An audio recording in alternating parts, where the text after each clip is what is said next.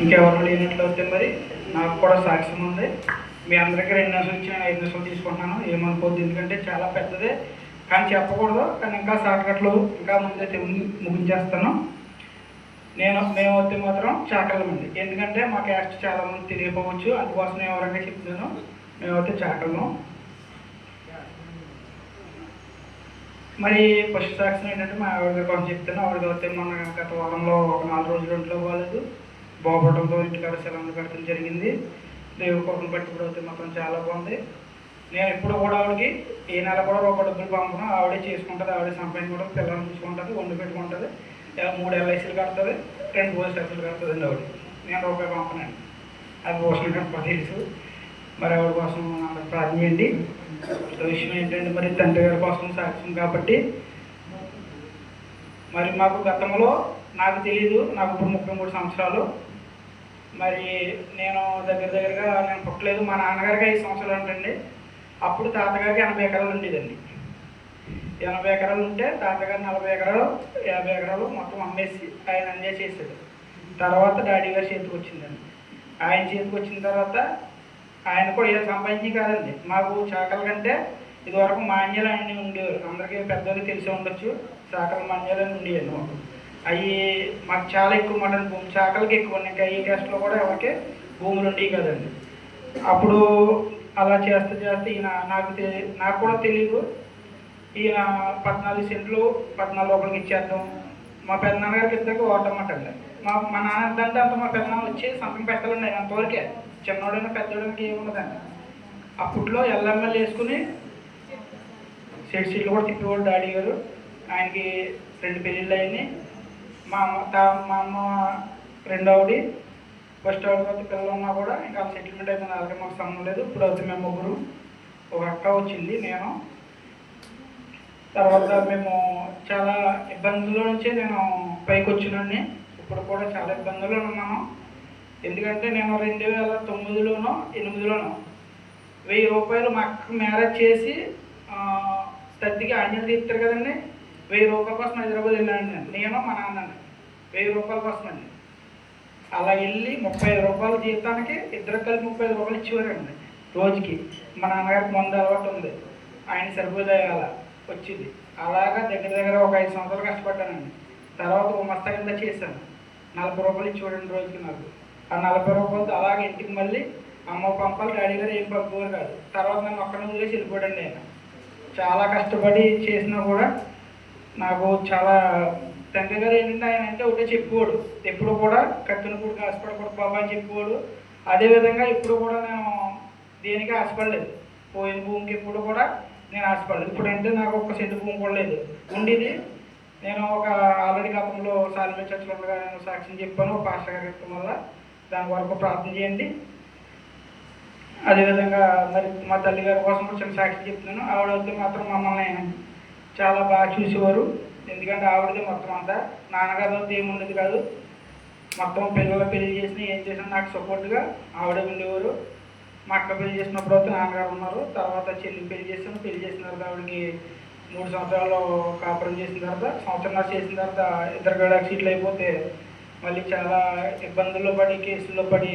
కానీ నేను ఒకటే, నాకు కొంచెం రాజకీయాలు తిరిగి పిచ్చి ఎక్కువ ఉంది. ఇది ఇప్పుడు కూడా ఉంటుంది ఆ పిచ్చి. కానీ ఏంటంటే ఫోన్ చేసి మాట్లాడుతున్నాం, ఏ సమస్య అయినా కూడా ఎక్కడికి వెళ్ళినప్పటికీ పరిష్కారం అవుతుంది. నాకు అంత సపోర్టింగ్ నాకు ఉంది. అందుకోసం చెల్లి గారి విషయంలో కూడా అలాగే జరిగింది. తర్వాత మళ్ళీ మ్యారేజ్ చేసాం. మ్యారేజ్ చేసిన తర్వాత మళ్ళీ ఫస్ట్ నైట్ అయింది. తర్వాత పొద్దున పట్ల నొప్పి వస్తుందంటే హాస్పిటల్ తీసుకెళ్తే మళ్ళీ అమ్మాయికి క్యాన్సర్ అని చెప్పారు. వెంటనే నేను 102 జ్వరంతో ఉన్నప్పటికీ రాజమండ్రి హాస్పిటల్ తెలిసి ఉండొచ్చు మీకు, క్యాన్సర్ హాస్పిటల్, పెద్ద హాస్పిటల్ అది. అక్కడ తీసుకెళ్ళినప్పుడు 30,000 కట్టమన్నారు. నా చేతిలో చిల్లు కావలేదు. నేను తర్వాత సర్లేండి మొత్తం మీద అలాగా. అప్పటికంటే నేను దేవుళ్ళు తక్కువ ఉండేవాడిని. మొత్తం మా చిన్న మామయ్యలు అందరూ దేవుళ్ళు ఎక్కువ, ప్రార్థన చేసి అన్ని చేసి మొత్తం అందరితో మాట్లాడితే అప్పుడు సీఎం దగ్గర నుంచి అప్పుడు ఒక 30,000 రూపాయలు మనకు వచ్చింది. వచ్చిన తర్వాత అప్పుడు హాస్పిటల్ జాయిన్ చేసి ఇప్పుడు దాకా కూడా ఇంకా మందులు వాడుతున్నారు. అమ్మాయి కొరకు ప్రార్థన చేయండి. అదేవిధంగా మరి నాకు ఒకటి ఇల్లు తెలియదండి, నాకు వరకు మీరు ప్రార్థన చేయండి. ఇల్లు కట్టుకుని త్వరగా మరి భార్య పిల్లలను కూడా అందులో కట్టాలనుకుంటున్నాము. మా పరిస్థితి అంతా పోషణగా తెలుసు. ఎప్పటికప్పుడు నేను చెప్తూ ఉంటాను అనమాట, ఇలా ఉంది కానీ దాని పరిస్థితి ఇలా ఉంటుందని చెప్తూ ఉంటాను ఆయనకి. అందుకోసం మరి నా కోసం, నా కుటుంబం కోసం ప్రార్థన చేయండి. మరి ఈ చిన్న సాక్ష్యం దేవుడు దీవించింది కాక. హల్లెలూయా. మరి ఈ సమయంలో కేక్ కట్ చేసి, కేక్ ఎదరపెట్టినట్లయితే కేక్ కట్ చేసి ఆరాధన చేసుకున్నారండి. పురుషులందరూ కూడా ఎదరకొచ్చినట్లయితే పురుషులందరూ ఎదకండి. ఒక ప్రత్యేకమైనటువంటి పాటతో కేక్ కట్ చేసి ఇంతవరకు తండ్రుల గురించి చక్కటి జ్ఞాపకాలు మనం జ్ఞాపకం చేసుకున్నాం. వారు మన జీవితంలో చేసినటువంటి గొప్ప సేవలు, లేకపోతే మనం పంచినటువంటి ఇలాగా ప్రతి ఒక్కరికి తండ్రి యొక్క సాక్ష్యం అనేది ప్రతి ఒక్కరికి ఉంది. కాబట్టి తప్పక ఆ సమయాల్లో తప్పక మీరు సాక్ష్యాన్ని పంచుకోవచ్చు అనే విషయం తెలియజేస్తాను. పురుషులు ఎవ్వరూ వెనకాల ఉండొద్దు. దయచేసి మీరు అందరూ కూడా ఎదురుకొస్తే అందరం కలిసి, పురుషులందరూ కలిసి, పురుషుల సహవాసము ప్లస్ ఫాదర్స్ డేగా ఈ ప్రత్యేక కార్యక్రమాన్ని జరిపిద్దాం.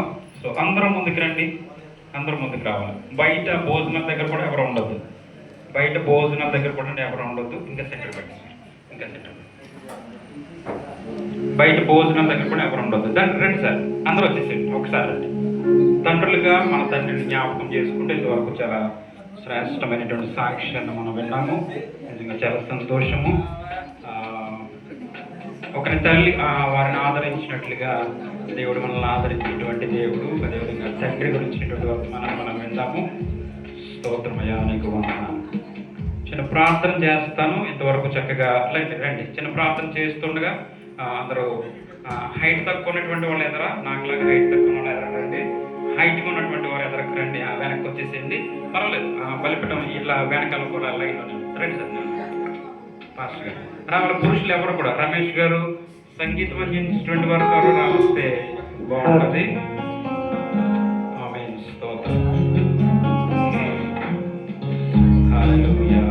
రండి, పురుషులందరూ రావాలి. రమేష్ గారు మైక్ తీసుకోండి, పాట పాడడానికి. పాట వచ్చినటువంటి పాట సీట్లకు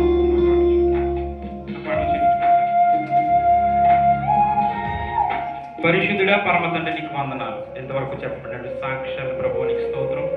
మా జీవితాల్లో తండ్రుల ప్రభువ వారి యథార్థ హృదయము కలిగి ఆయన మా జీవితాల్ని నిలవబెట్టడానికి ప్రభువు నేను వారి కష్టం చేసి పెంచి పోషించి పెద్ద చేశారు.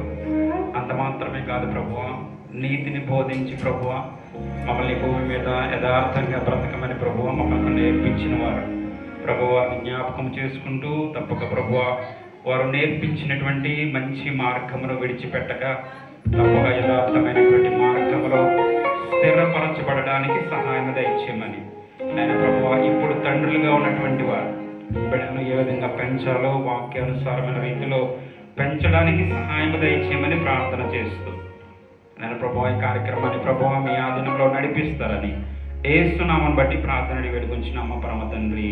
ఆమేన్. ఆమేన్.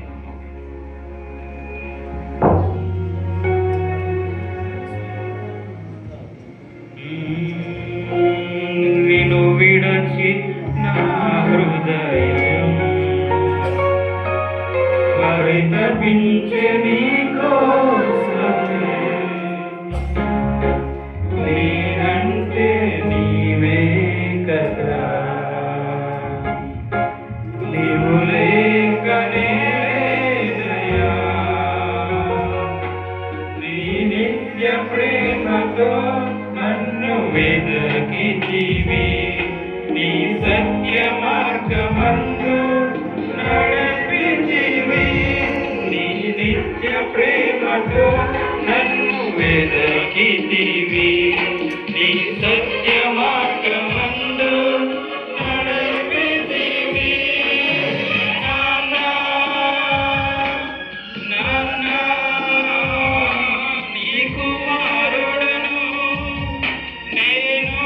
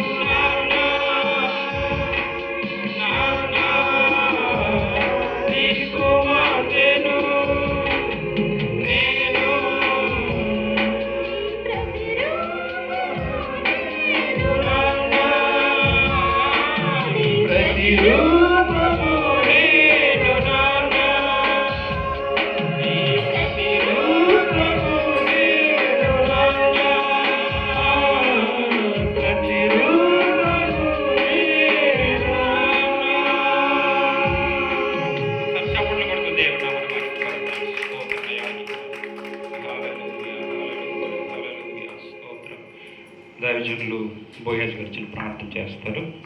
కేక్ కటింగ్ స్తోత్రం. మహాపరిశుద్ధుల మహోన్నతుల నీ కృపగల నామానికి వందనాలు. స్తోత్ర ప్రభా, ఈ లోకంలో తండ్రి అయిన మేము ప్రభా మమ్ములను ఏర్పాటు చేసిన వాడు నీవే. పరమ తండ్రివై మమ్ములను కాచుచున్న దేవా, మమ్మల్ని నడిపించుచున్న గొప్ప దేవా, ఏమిచ్చి నీ రుణమును మేము తీర్చగలం ప్రభా. ఈ లోకంలో నిన్ను పోలి నీ యొక్క సహవాసంలో నడుచుకునిచు నీ యొక్క సొత్తుగా నీ బిడ్డలుగా నీ యొక్క అమూల్యతను తండ్రి మేము సాధించడానికి కావలసిన సమర్థ సాధారణతను మాకు సామర్థ్యతతో